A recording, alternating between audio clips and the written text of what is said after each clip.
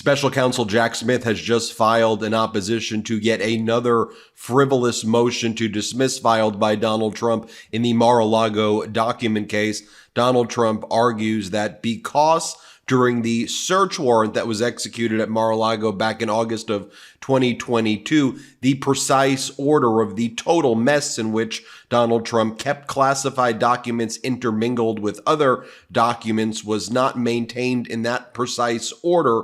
The overall case should be dismissed. It's an entirely frivolous argument. Jack Smith is pushing back at that argument powerfully. I want to show you what Jack Smith said in a moment, but in exhibits to Special Counsel Jack Smith's opposition, he provided never before seen photographs of the types of documents that were being kept at Mar-a-Lago and the way they were being kept. And there is one gem that I think needs to get much more attention. And no, it's not this one, although take a look at how Donald Trump was keeping the most sensitive secrets that our government has. This is how Donald Trump was keeping our nuclear secrets that he stole from the White House and brought it to Mar-a-Lago. Nuclear codes, war plans, types of documents that could get and potentially did get service members and foreign assets killed. This is how Donald Trump was keeping it in boxes that were open and exposed and that guests at Mar-a-Lago could access.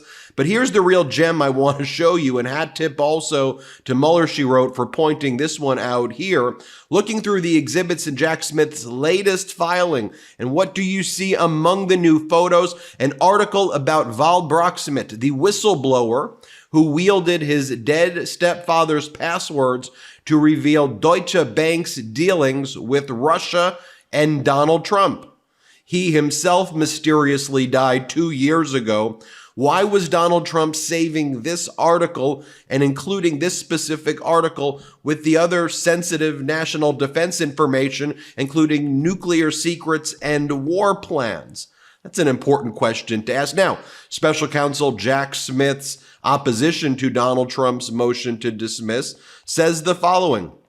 Defendant Donald Trump does not offer a single case at any level, anywhere, anytime, anywhere in the country in which the description of the precise order of documents gathered in the execution of a search warrant provided support for a spoliation claim.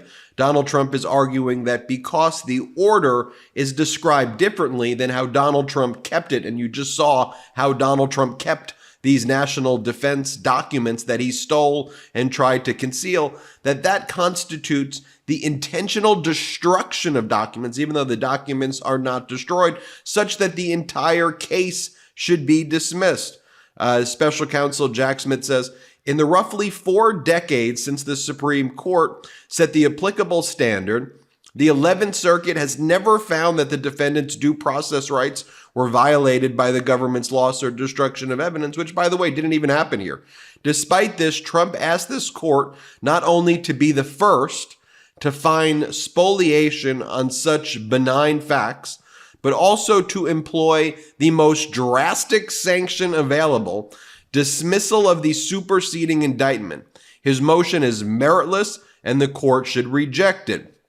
Trump personally chose, this is what Jack Smith says, Trump personally chose to keep documents containing some of the nation's most highly guarded secrets in cardboard boxes, along with a collection of other personally chosen keepsakes of various sizes and shapes from his presidency.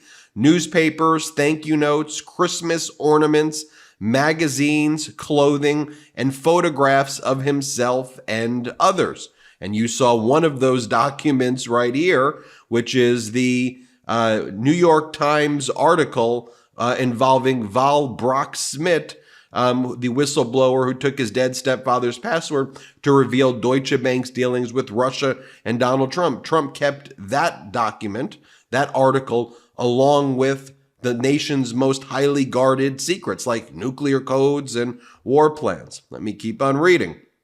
It goes on to say, at the end of his presidency, he took his cluttered collection of keepsakes to Mar-a-Lago, his personal residence and social club, where the boxes traveled from one readily accessible location to another: a public ballroom, an office space, a bathroom, and a basement storage room. After they landed in stacks in the storage room, several boxes fell and splayed their contents on the floor, and boxes were moved to Trump's residence on more than one occasion so he could review and pick through them. And you saw some of the boxes that were all over the floor. Against this backdrop of the haphazard manner in which Trump chose to maintain his boxes, he now claims that the precise order of the items within the boxes when they left the White House was critical to his defense, and what's more, that FBI agents executing the search warrant in August 2022 should have known that. But neither the law nor the facts provide any basis whatsoever for the court to find bad faith or spoliation in the unsurprising reality that the order of some of the items may have shifted since then, because you saw it was all over the floor.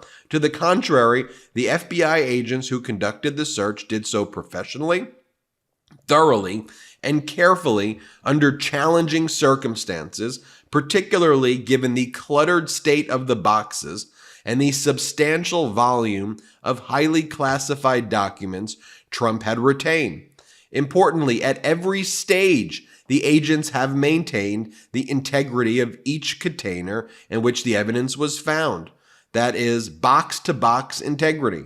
As a result, Trump, in fact, has all the evidence he needs to make the arguments he has identified in his motion.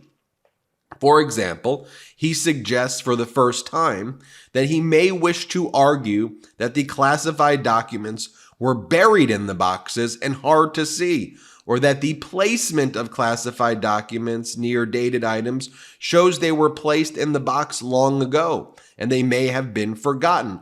But because the overall contents of each box have not changed, Trump can argue both of these things and has everything he needs to do so. Nothing has been lost, much less destroyed, and there has been no bad faith.